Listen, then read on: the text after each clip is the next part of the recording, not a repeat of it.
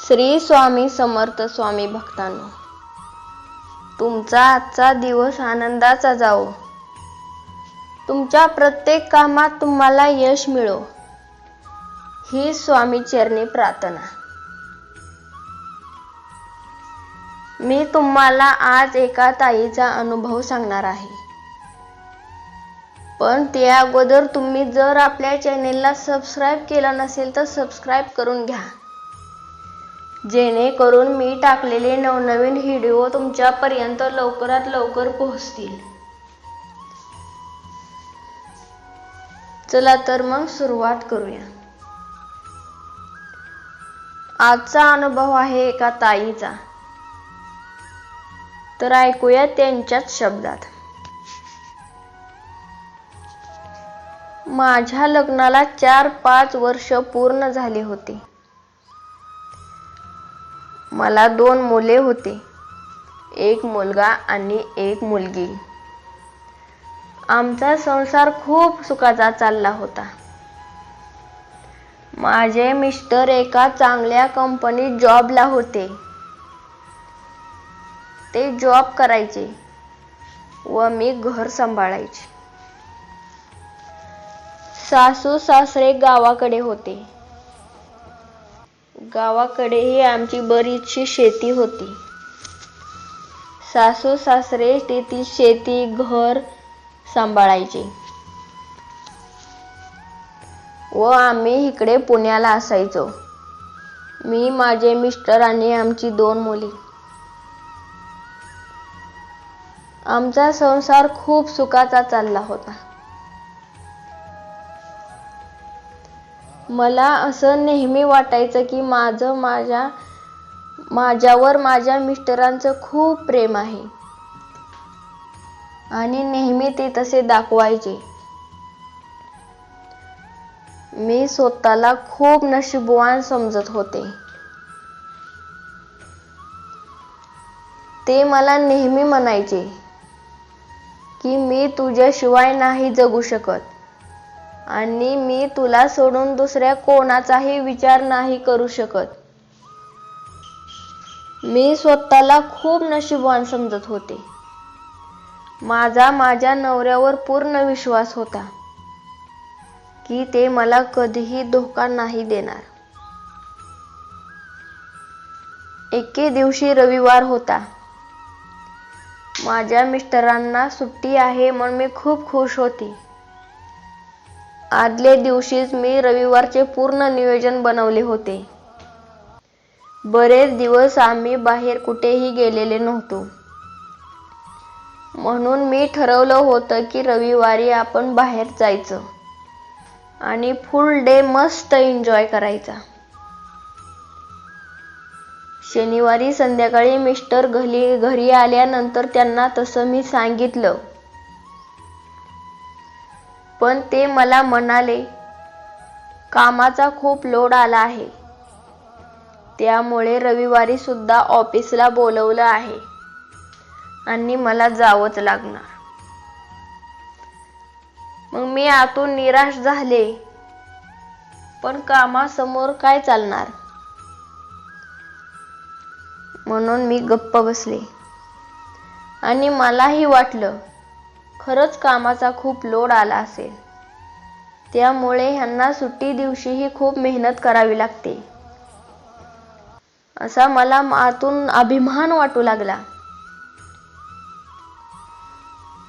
मी माझ्या मुलांनाही सांगितलं होतं की उद्या आपण बाहेर फिरायला जायचं, बाहेर जेवायला जायचं. त्यामुळे तेही खूप खुश होते. नंतर रविवारचा दिवस उजाडला आणि ते लवकर उठून ऑफिसला गेले. बाबा घरी नाहीत म्हटल्यानंतर मुले खूप नाराज झाली आणि माझ्याकडे बाहेर जाण्याचा हट्ट करू लागले. मी त्यांना समजावून पाहिलं, पण ते काही ऐकेनात. मग मीच ठरवलं मुलांना घेऊन बाहेर आईस्क्रीम खाण्यासाठी जायचं. आमच्या जवळच एक कॅन्टीन होतं, पण रविवारी ते कॅन्टीन बंद असायचं, म्हणून मला जरा लांब त्यांना घेऊन जावं लागलं. मी मुलांना घेऊन एका हॉटेलमध्ये गेले आणि समोर जे काही पाहिलं ते पाहून माझ्या पायाखालची जमीन सरकली. मला धक्काच बसला. माझे मिस्टर एका दुसऱ्या मुलीसोबत तिच्या हातात हात घालून गप्पा मारत होते. मला हे पाहून खूप दुःख झालं. मी माझ्या नवऱ्यावर जीवापाड प्रेम करत होते. स्वतःपेक्षा जास्त त्यांच्यावर विश्वास होता. आणि ज्या माणसावर मी एवढं प्रेम केलं, एवढा विश्वास टाकला, त्यानेच आज माझा विश्वासघात केला हे मला समोर दिसत होतं. मला काही समजना. जेवढं दुःख झालं होतं तेवढा रागही आला होता. मी तसंच तडक त्यांच्या समोर गेली व तेथील एक खुर्ची त्यांच्या समोरच्या टेबलवर आदळली. हे पाहून हॉटेलमधील सर्वच लोक उठून उभा राहिले व आमच्याकडे पाहू लागले. मी माझ्या मिस्टरांना जाब विचारला. ते काहीच बोलले नाही. मग त्यांच्या सोबत जी मुलगी होती तिच्या कानाखाली एक लावली मी. हे पाहून मिस्टरांना खूप राग आला आणि त्यांनी माझ्यावर हात उचलला. एका परक्या मुलीसाठी त्यांनी माझ्यावर हात उचलला हे पाहून मला भयंकर राग आला. मी मुलांना घेऊन तिथून तडक निघून आले. माझे मिस्टरही काही वेळाने घरी परतले व माझी समजूत काढायची सोडून त्यांनी माझ्यावरच ओरडले की त्या मुलीला मी का हात उचलला. हे पाहून तर मला खूपच राग येत होता. बोलण्यामध्ये आमचे खूप वाद वाढले आणि ते म्हणाले मी लवकरात लवकर तुला डिवोर्स देणार आहे आणि तिच्यासोबत लग्न करणार आहे व तडक निघून गेले. हे ऐकून तर मला खूपच धक्का बसला. मला काय करावे हे सुचेना. सोबत छोटी छोटी 2 मुले होती. निदान त्यांचा तरी ह्यांनी विचार करायचा आणि ते विचार आपल्या मुलांचा करत नाहीत म्हणजे मी तरी का करायचा. हा विचार मला रात्रभर डोक्यात फिरत होता आणि त्या दिवशी रात्रभर माझे मिस्टर घरी आले नाहीत. कुठेतरी एकदा माझ्या डोक्यात आत्महत्येचा विचार आला आणि मी आत्महत्या करण्याचं ठरवलं.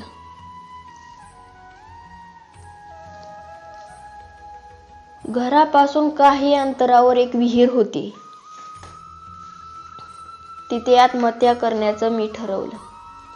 पहाटे 4 वाजल्या होत्या.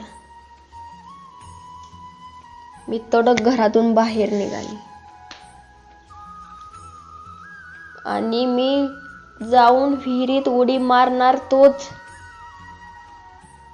तेथील एका शेतकऱ्यांनी माझा हात धरला व त्यांनी मला वाचवलं.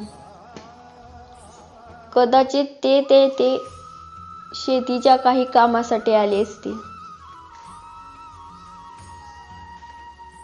त्यांनी जरा बाजूला मला बसवलं, पाणी दिलं व ते मला बोलले, हे बघा ताई, तुमच्यासारखीच माझी बहीण आहे. तुम्ही मला माझ्या बहिणीसारखे आहात. पण तुम्हाला एवढं काय संकट आलं की तुम्ही डायरेक्ट आत्महत्या करत आहात. आत्महत्या करणं पाप आहे. मला खूप रडू आलं व मी रडायला लागले व माझ्या आयुष्यात घडलेला सर्व प्रकार त्यांना सांगितला. ते मला म्हणाले, हे बघा ताई, घाबरू नका. आयुष्यात कितीतरी अडचणी, कितीतरी संकटे येतच असतात. आपण हार मानायची नाही. आपण फक्त त्या करत्या धरत्या स्वामीचे चिंतन करायचे. स्वामी आपल्या प्रत्येक संकटातून आपल्याला बाहेर काढतात. मी म्हणाले, कोण स्वामी? ते म्हणाले, आपले श्री स्वामी समर्थ महाराज. तुम्ही त्यांची सेवा करा, आराधना करा, नामस्मरण करा. तुमच्यावर कितीही संकट आले तरी ती दूर करतील. मग त्यांनी मला 11 गुरुवारचे व्रत करायला सांगितले. मी त्यांच्याकडून पूर्ण माहिती घेतली व शेवटी म्हणाले, अशक्य हे शक्य करतील स्वामी. तुमचा नवरा तुम्हाला परत मिळेल. त्याला लवकरच बायकोची किंमत कळेल व तुमच्याकडे परत येईल. तुम्ही फक्त त्या स्वामी सेवा करा. मलाही कुठेतरी आशेची एक किरण दिसू लागली. मी घरी आले. तेथील दुकानातून स्वामीची प्रतिमा आणली व त्या दिवसापासून दररोज स्वामी सेवा करू लागले. दररोज स्वामीचे नामस्मरण करू लागले, उपासना करू लागले आणि येणाऱ्या गुरुवारपासूनच मी गुरुवारचे व्रत चालू केले.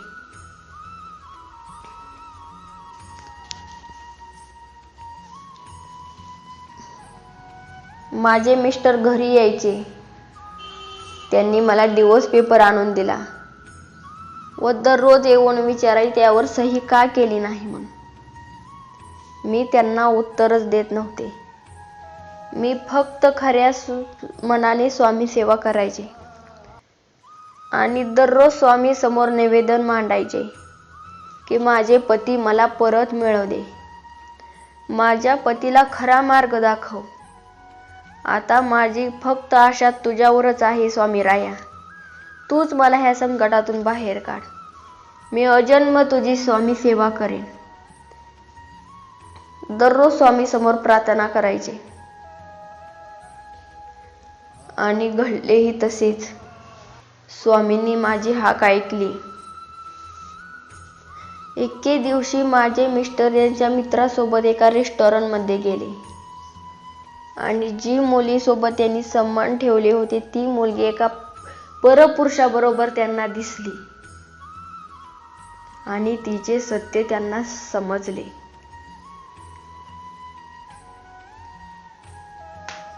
ही स्वामींचीच लीला. त्यांनाही खूपच धक्का बसला आणि ते ज्या मित्रांसोबत आले होते तोही मित्र थोड्या वेळाने गायब झाला. त्यांनी आजूबाजूला पाहिलं पण त्यांना तो कुठे दिसलाच नाही. त्यांना वाटलं कदाचित तो मला हे दाखवण्यासाठीच इथे घेऊन आला असेल आणि तो निघून गेला असेल. मिस्टर ऑफिसमध्ये गेले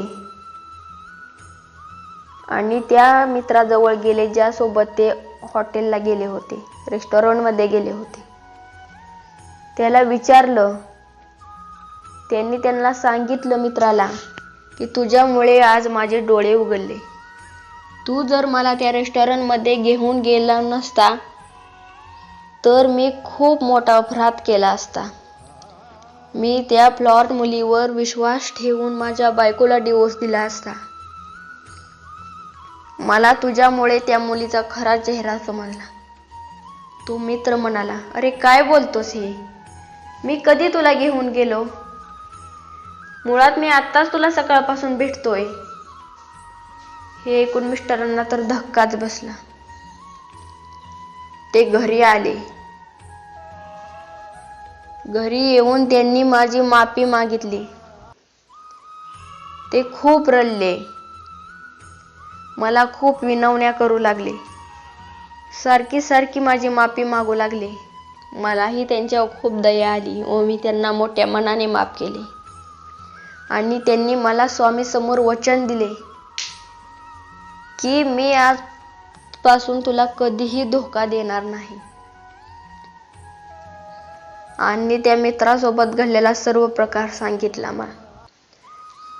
ते ऐकताच माझ्या लक्षात आले की तो मित्र दुसरा तिसरा कोणी नसून माझे श्री स्वामी आहेत. स्वामींनीच ह्यांचे डोळे उघडण्यासाठी मित्राचा अवतार घेऊन त्यांना त्या रेस्टॉरंटमध्ये नेऊन पोहोचवले आणि हे सर्व ह्यांना सांगितले.